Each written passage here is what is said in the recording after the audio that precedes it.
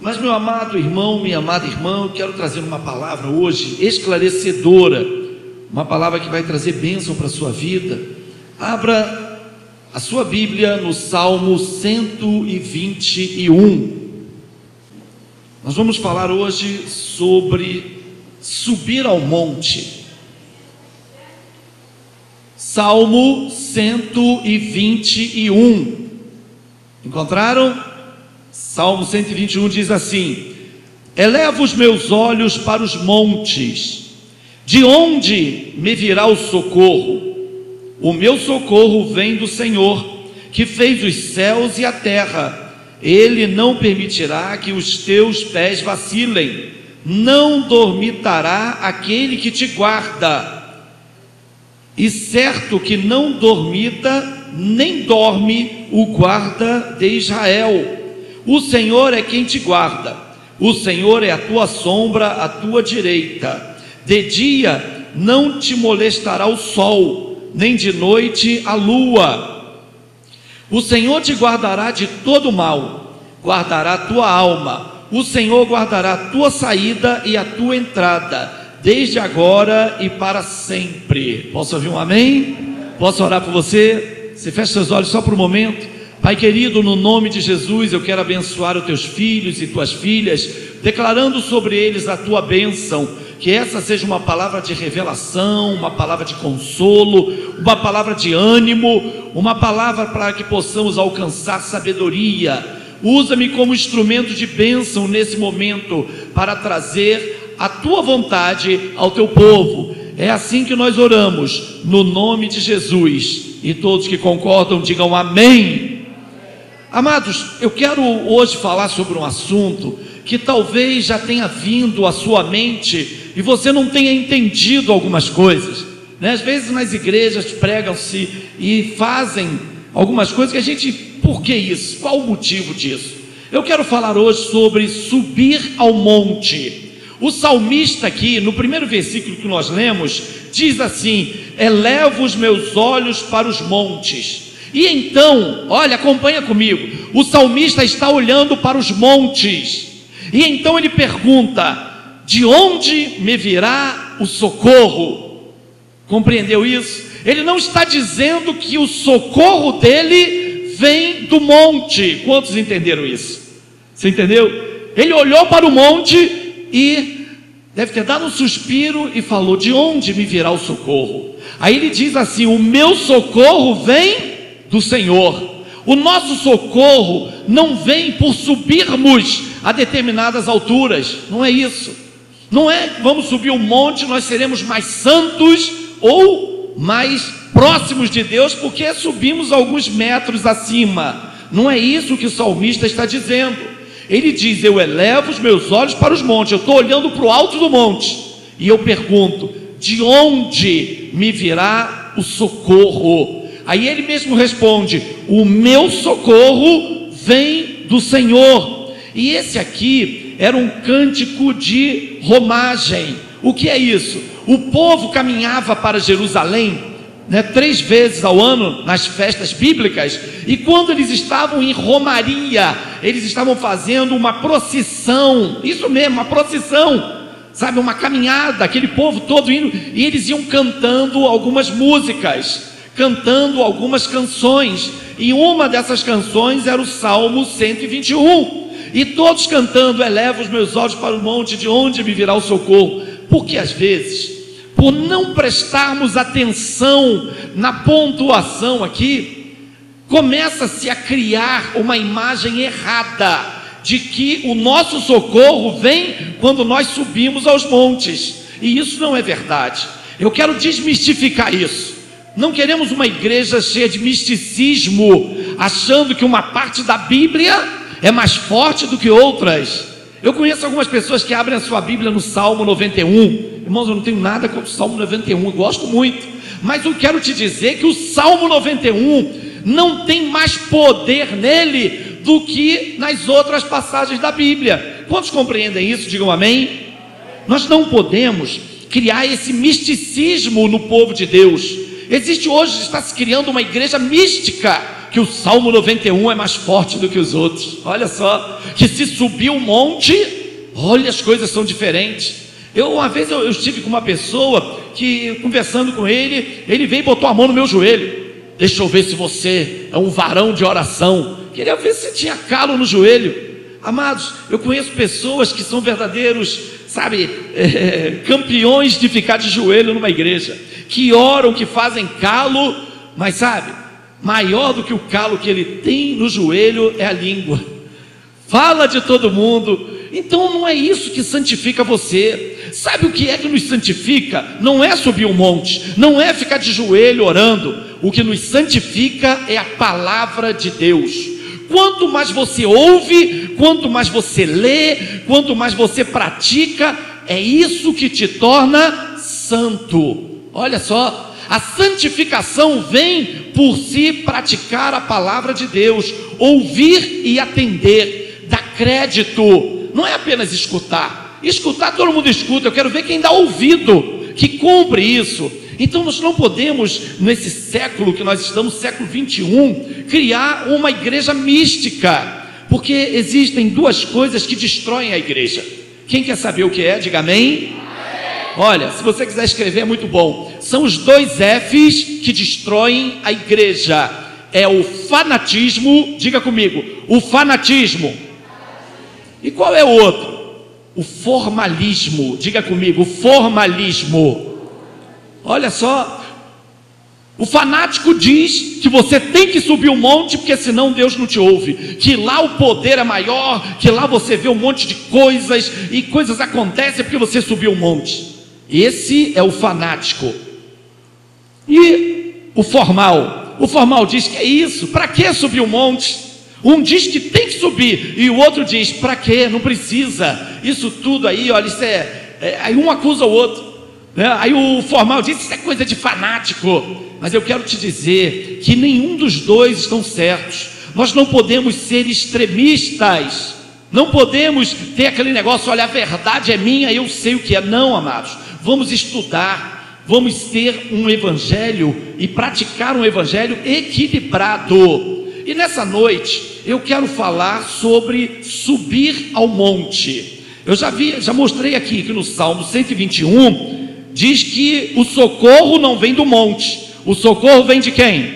Do Senhor. Agora, por que ele fala do monte? Eu vou citar aqui 3 personagens que subiram ao monte.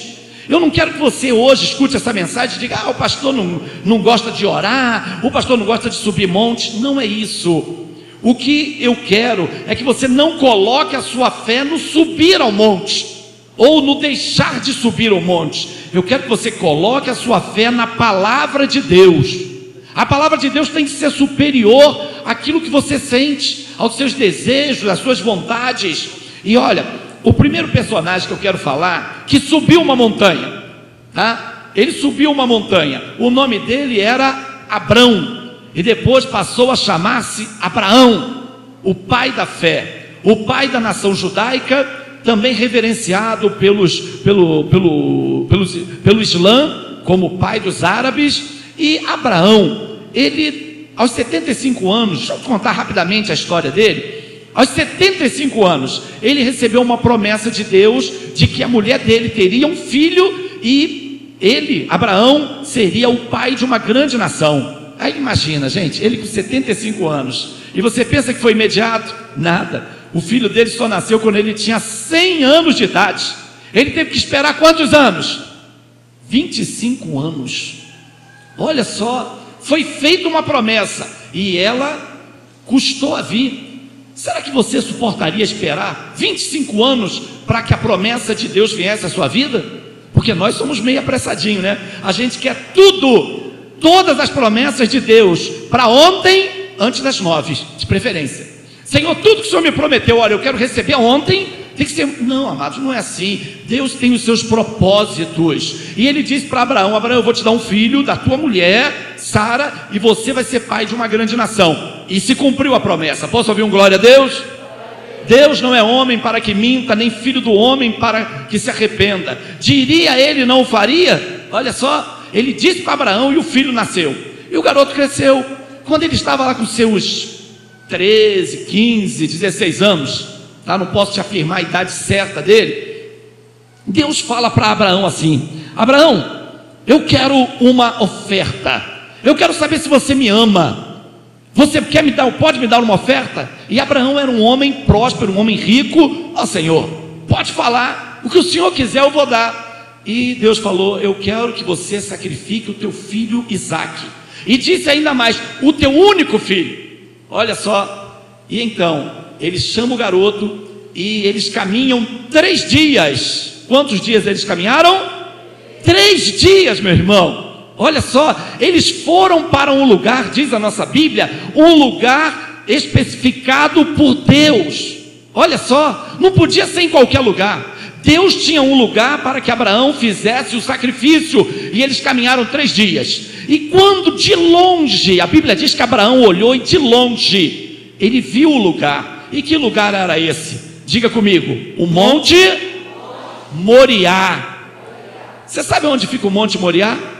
Em Jerusalém, na cidade santa. Olha só, foi ali, lá na cidade santa, o Monte Moriá. E Abraão deixa os seus servos e diz: daqui só vai eu e meu filho, vocês, os empregados dele, vocês vão ficar aqui, nós iremos. Olha o que Abraão falou, presta atenção nisso: nós iremos, adoraremos e voltaremos.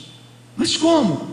Se ele sabia que ia sacrificar o próprio filho, mas ele acreditava no coração dele, de que se ele sacrificasse o filho dele, Deus ressuscitaria Isaque, e Isaque iria descer a montanha com ele.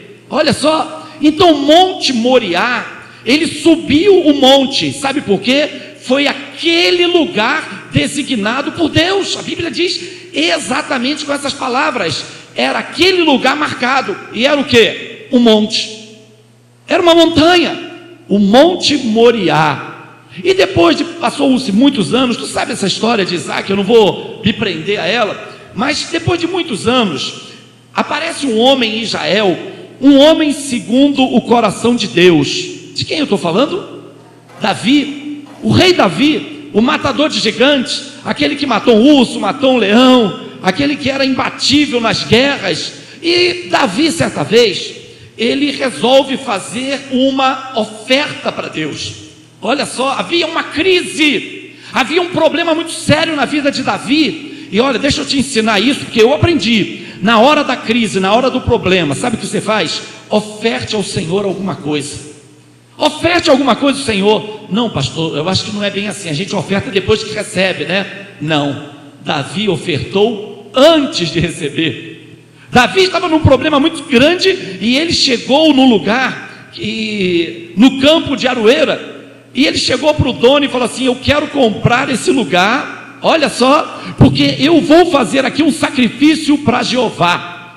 E aquele homem, o dono, disse o seguinte: ô meu rei, eu te dou esse terreno, eu te dou até os bois, eu te dou tudo para você fazer essa oferta para Jeová. Sabe o que Davi falou para ele?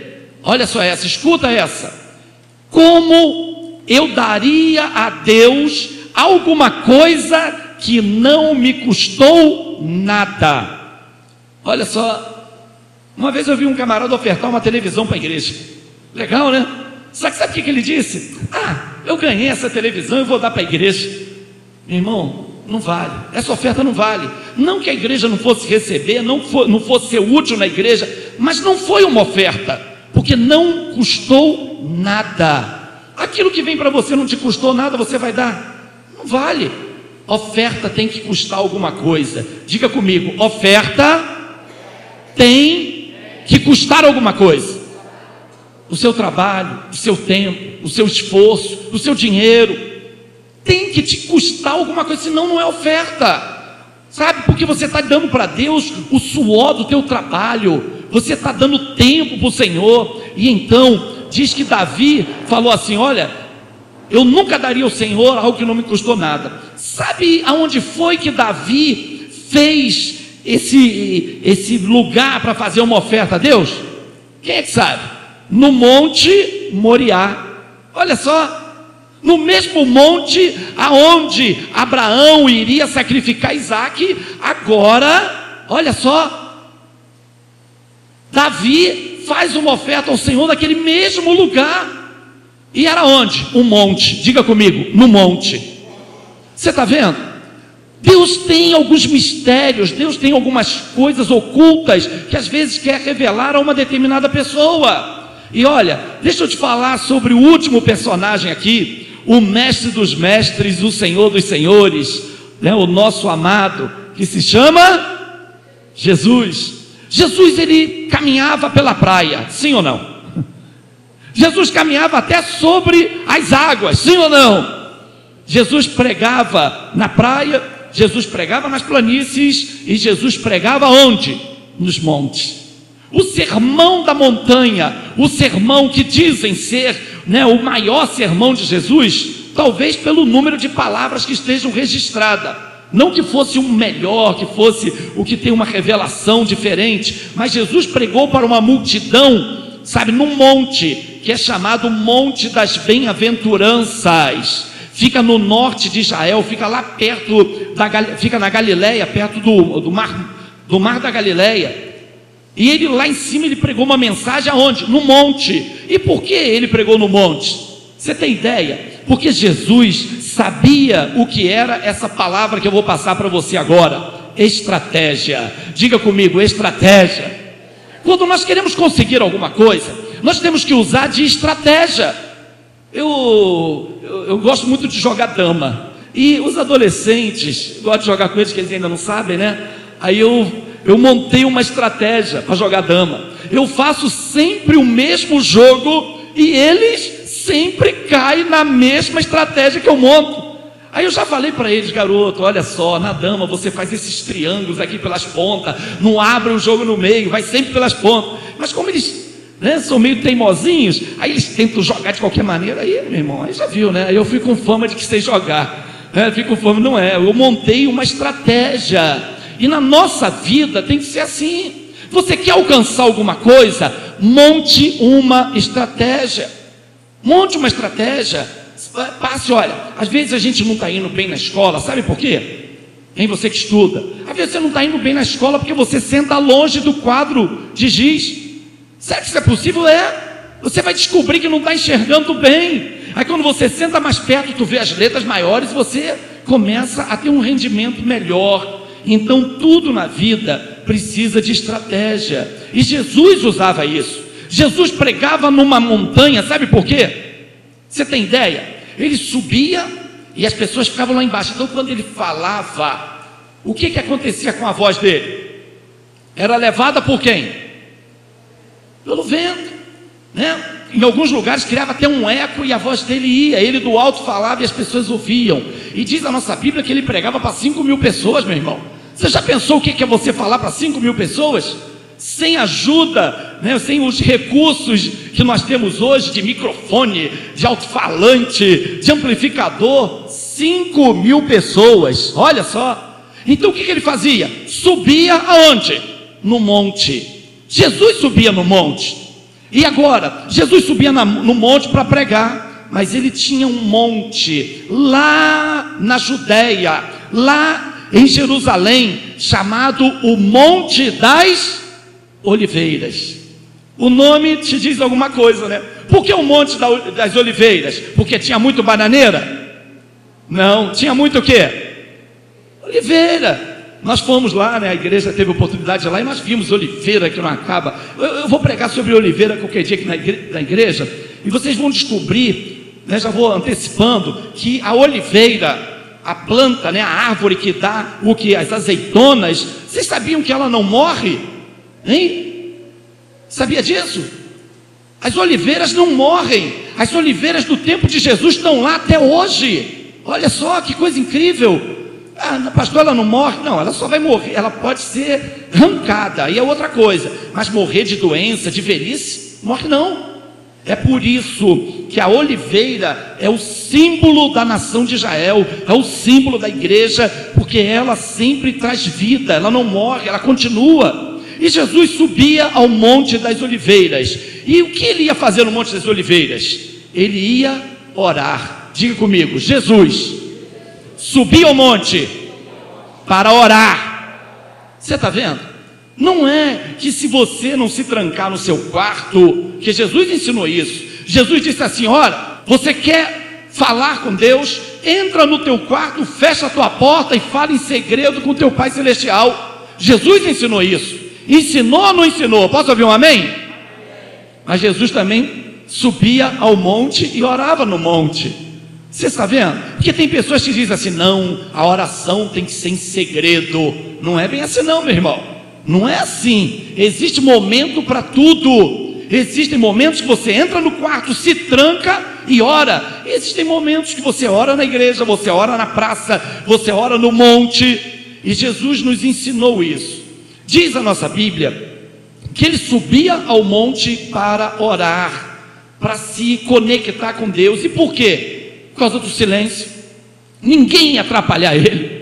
Você já experimentou? Você está em casa naquele momento de adoração, cantando, orando, lendo a Bíblia, aí daqui a pouco batem na tua porta, tocam a campainha, glim glom, ou então toca o teu telefone, toca o celular, e você para de adorar a Deus para ir atender alguma pessoa. Aí vem aquela pessoa: é o moço do doce. Lá em casa teve, eu já não aguento para atender aquele interfone, né? O camarada, né? Eu não compro, mas ele liga sempre. Aí eu pego o interfone, pronto, quem está falando? É o moço do doce, né? Logo eu que estou fugindo de açúcar, sabe? Então, muitas vezes, para nós orarmos, não dá para a gente orar com aquela intensidade em casa. Você concorda comigo? Porque você está ali, alguém te interrompe. Você está ali, uma criança que quer alguma coisa, né? O teu cônjuge faz alguma pergunta e você não consegue ter aquela conexão que você queria ter. E Jesus chamava os seus discípulos e ia para onde? Para o monte. Entendeu o que eu estou te dizendo? Olha, não é uma questão de misticismo, mas é uma questão que você vai estar num lugar reservado e trazendo uma oferta para Deus. E que oferta é essa? O teu tempo. Você vai gastar um tempo para subir um monte. E gasta, hein? E gasta, hein? O monte que a gente vai orar, a gente sobe, a gente leva 2 horas subindo no meio do matagal, né? E dependendo do guia, a gente leva até mais tempo. Porque outro dia nós botamos 2 para guiar a gente, e tá a gente lá seguindo os guias. Daqui a pouco o cara me bateu, nós batemos na cara de uma pedra, meu irmão, que não tinha como subir. Aí ele falou assim: ih, errei o caminho. Aí tivemos que voltar. Naquele dia acho que a gente levou umas 3 horas, né, Jorginho? Aquele dia não foi brincadeira não, no meio do mato e tal. Mas quando a gente chega no lugar de oração, amados, não tem ninguém para interromper a gente. Não tem ninguém vai ficar chamando a gente, olha o celular, olha, não. Então quando nós subimos o monte, é por isso. Não é por uma questão de misticismo, não é porque de lá Deus vai ouvir você melhor, não é. É uma questão que vai fazer com que você dê uma oferta ao Senhor. Você vai caminhar 2 horas no meio do mato, você vai se ausentar da sua casa, você vai de repente abrir mão daquele café que você toma todo domingo de manhã, né? Vai ter que tomar só um cafezinho e subir o monte. Então, amados, subir o monte é para isso, é para você dar uma oferta ao Senhor. Quando Abraão subiu, ele ia ofertar Isaac, amém? Quando Davi também subiu o mesmo monte, ele fez uma oferta para o Senhor, amém? E quando Jesus subia o monte das oliveiras para orar, ele estava dando uma oferta ao Senhor, ele estava ali entregando seus discípulos aos cuidados do Pai. Então é isso que nós precisamos entender. E se você quer mudar a estratégia esse ano, quer mudar, sabe, algumas coisas na sua vida, eu quero convidar você, os homens, para subir o monte para nós orarmos, levarmos os pedidos de oração de todas as pessoas, as irmãs, as jovens, os adolescentes, vão escrever e nós vamos subir a montanha. E eu queria convidar os homens da igreja, queria convidar os jovens, os adolescentes, sabe, todos, para juntos nós fazermos isso.